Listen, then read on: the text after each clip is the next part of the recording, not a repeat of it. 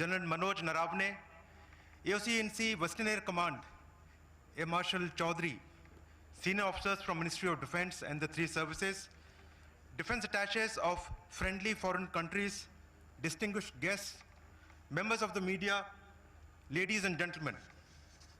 On the 88th anniversary of the Indian Air Force, I extend my best wishes and welcome you all to this event. At the outset, I commend all the Air Warriors on parade for your immaculate turnout and precise drill moments. Your impressive performance is indicative of your discipline, high morale, and pride in the uniform that you don. I congratulate all the award winners also for their exemplary achievements. My compliments to the AOC-INC WAC and AOC Hindon for organizing this parade in spite of the ongoing OP commitments and the severe restrictions because of COVID protocols. Good show and well done. As we enter the 89th year, the IF is undergoing a transformational change. We are entering an era which will redefine the way we employ aerospace power and conduct integrated multi-domain operations. I feel greatly honored to command this elite force with extremely committed and determined air warriors who continue to strive for excellence in every mission. On behalf of these men and women in blue, I acknowledge with gratitude the invaluable contributions of our esteemed veterans who handed down a legacy built on valor, sacrifice, and pioneering spirit. I also pay homage to our fallen braves who made the supreme sacrifice in the line of duty. Today, we again renew our pledge to preserve the rich legacy and pass it on to the generations ahead. Ladies and gentlemen, this year has indeed been an unprecedented one. As the novel coronavirus spread rapidly across the globe, our nation's response was firm, and IF on its part instituted various proactive measures to counter the spread and minimize the disruption in our functioning. The tenacity and resolve of our air warriors ensured that the IF continued to retain its capability and capacity to undertake full-scale operations throughout this period. In fact, we deployed our transport and helicopter aircraft promptly during the lockdown to support COVID-19 tasks, pan-India as well as abroad, wherein we flew almost 750 hours, including many missions to bring back stranded Indians across the globe. The evolving threat matrix in our region is becoming complex, ranging from aspirational adversaries with huge investment in military arsenal to those collusively supported by non-state actors, apart from growing subconventional threats emanating from terrorism and cyberspace. Disruptive technologies and easy access to low-cost options like drones are increasingly demanding greater attention to the subconventional domain. I would like to commend all air warriors for the quick response in the recent standoff on our northern frontiers. When we deployed our combat assets at short notice to handle any eventuality and provided proactive support to all the requirements of deployment and sustenance for the Indian Army.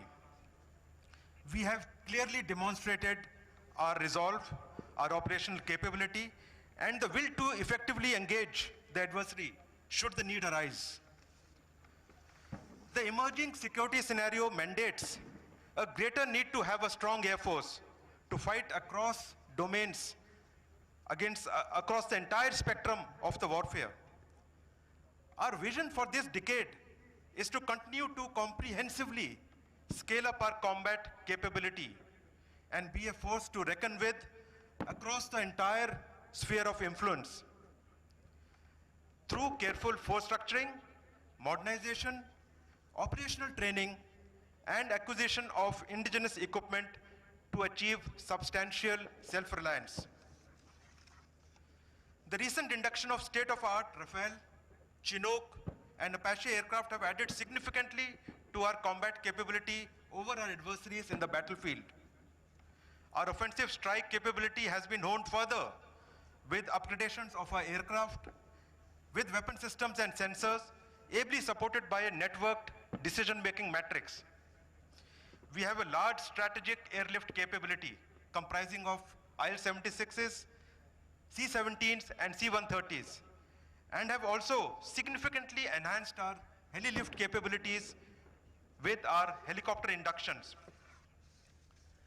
With Atmanirbharta as the backdrop and the bedrock, IF has been rapidly shifting to indigenous equipment.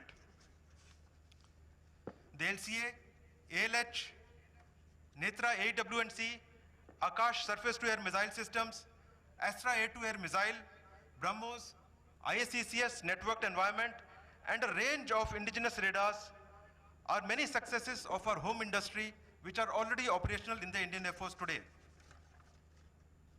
In the next few years, we'll induct 83 LCA Mark 1A, SGT-40, medium lift transport aircraft, many indigenous SAMs, radars, and numerous weapon systems.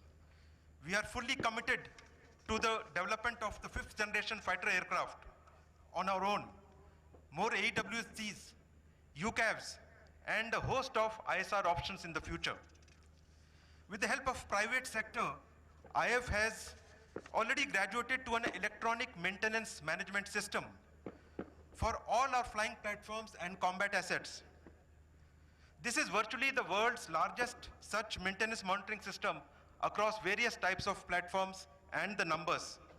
And our target now is to achieve enhanced automation and paperless workflow by this year end through projects on nearly all operational, administrative, and maintenance aspects of the Indian Air Force with the help of our indigenous industry.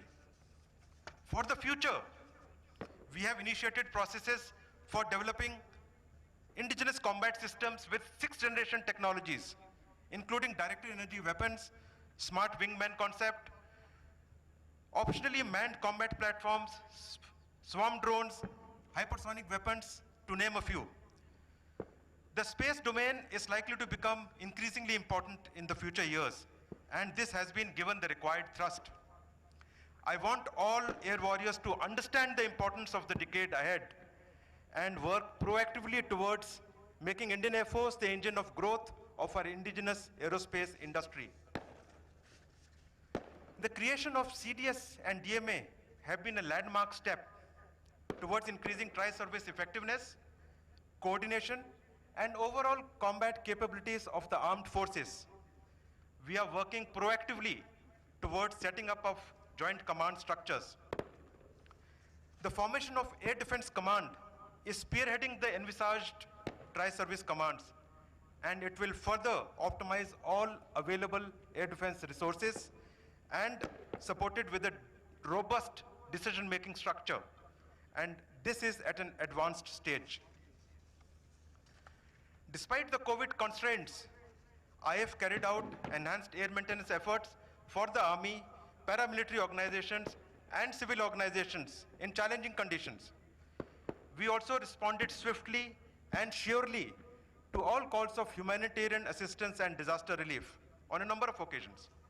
Our transport and helicopter assets have flown extensively in providing flood relief during cyclones and for airlifting relief material for our friendly foreign countries. My congratulations to all air warriors for the achievements of Indian Air Force, which would not have been possible without your sincere and dedicated efforts. We must never forget that it is the contribution of every member as part of a cohesive team that ensures victory during war and in every mission during peace. Our culture and ethos is built around teamwork, and this must be firmly ingrained in your mind. It will help you to overcome temptation, if any, to seek personal glory while in service or beyond. I want our capability and culture to reflect in each air warrior's action, in your walk, in your talk, and in every mission that you perform. On this solemn occasion, let us all rededicate ourselves to work actively towards transforming Indian Air Force into a force that is lean and formidable, and above all, self-reliant. The Indian Air Force is grateful for the nation's trust, confidence, and support. On behalf of all air warriors, I would like to assure the nation that the Indian Air Force will evolve and be ever ready to safeguard our nation's sovereignty and interests in all circumstances. Jai Hind.